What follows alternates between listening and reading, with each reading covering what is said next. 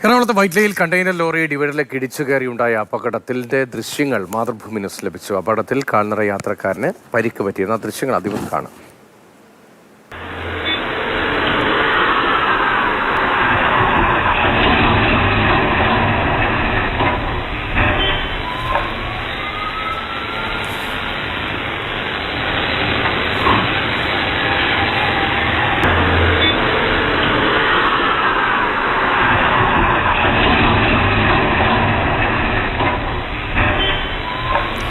റിയ വിവരങ്ങളുമായി നോക്കപ്പോൾ ചേരുന്നുണ്ട്. റിയ, ഈ അപകടത്തിന്റെ ദൃശ്യങ്ങൾ പുറത്തുവന്നു. കാൽനട യാത്രക്കാരന്റെ സ്ഥിതി എങ്ങനെയാണ്? എപ്പോഴായിരുന്നു ഈ അപകടം?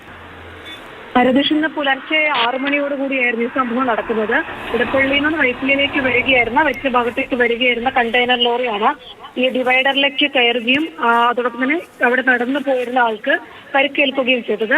ആ സമയം ഈ കണ്ടെയ്നർ ലോറിയുടെ ഡ്രൈവർ വ്യക്തമാക്കിയത് ഒരാൾ റോഡ് ക്രോസ് ചെയ്തു, അത് അപ്രതീക്ഷിതമായിരുന്നു.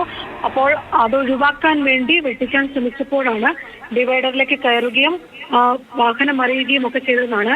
എന്തായാലും അതിന്റെ CCTV ദൃശ്യങ്ങളാണ് ഇപ്പോൾ പുറത്തു വന്നിരിക്കുന്നത്. 2 പേർക്കും പരിക്കുകളുണ്ട്, പക്ഷെ ഗുരുതരമല്ല. കണ്ടെയ്നർ ഓടിച്ചിരുന്ന ഡ്രൈവർക്കും കാൽനട യാത്രക്കാരനും പരിക്കുണ്ട്, അത് ഗുരുതരമല്ല. രണ്ടുപേരും ചികിത്സ തേടിയിട്ടുണ്ട് സ്വകാര്യ ആശുപത്രിയിൽ. ഇവിടെ മോട്ടോർ വാഹന വകുപ്പ് ഒരു മുന്നറിയിപ്പ് നൽകുന്നുണ്ട്. പ്രത്യേകിച്ച് പുലർച്ചെയൊക്കെ വെളിച്ചം കുറവായിരിക്കും, അപ്പോൾ റോഡ് ക്രോസ് ചെയ്യുന്നത് ആളുകളൊക്കെ ശ്രദ്ധിക്കണമെന്നൊരു മുന്നറിയിപ്പ് നൽകുന്നുണ്ട്. പ്രത്യേകിച്ച് അയാൾ വസ്ത്രമടക്കമായിരുന്നു ധരിച്ചിരുന്നത്. അത് റോഡാണെന്ന് കാണുന്നുണ്ട്. ഒരു വാഹനം അതിനിടയിൽ നിർത്തിയിട്ടിട്ടുമുണ്ടല്ലോ. ഇത് എന്താണ്? അവിടെ റോഡിൽ അങ്ങനെ പാർക്കിംഗ് സംവിധാനമൊക്കെ ഉള്ള സ്ഥലമാണോ?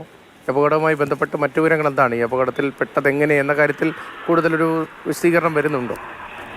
അതെ, അതും ഒരു അപകടത്തിന് കാരണമാണ്. ആ ഇടതുഭാഗത്തായി മറ്റൊരു വാഹനം നിർത്തിയിട്ടിരുന്നു. വലത് ട്രാക്കിലൂടെയാണ് ഈ കണ്ടെയ്നർ ലോറി കടന്നു വരുന്നത്. ഇടതുഭാഗത്ത് ആ വാഹനം ഉള്ളത് കൊണ്ട് തന്നെ ഈ കാൽനട യാത്രക്കാരൻ ക്രോസ് ചെയ്ത് വന്നത് വാഹനം തൊട്ട് മുന്നിൽ എത്തിയപ്പോഴാണ് ഡ്രൈവർമാർക്ക് കാണാൻ കഴിഞ്ഞത്. അതും അപകടത്തിന് കാരണമായിട്ടുണ്ട്. അക്കാര്യം കൂടി അവിടെ എടുത്തു പറയണം. എന്തായാലും ആ ഭാഗത്ത് വെളിച്ചക്കുറവുണ്ട്. നമുക്ക് ആ റോഡിന്റെ വളരെ വേഗത്തിൽ വാഹനങ്ങൾ പോകുന്ന ഒരു റോഡാണ്, ബൈപ്പാസ് റോഡാണ്. വെളിച്ചക്കുറവുണ്ട്, അതും അപകടത്തിന് കാരണമായി.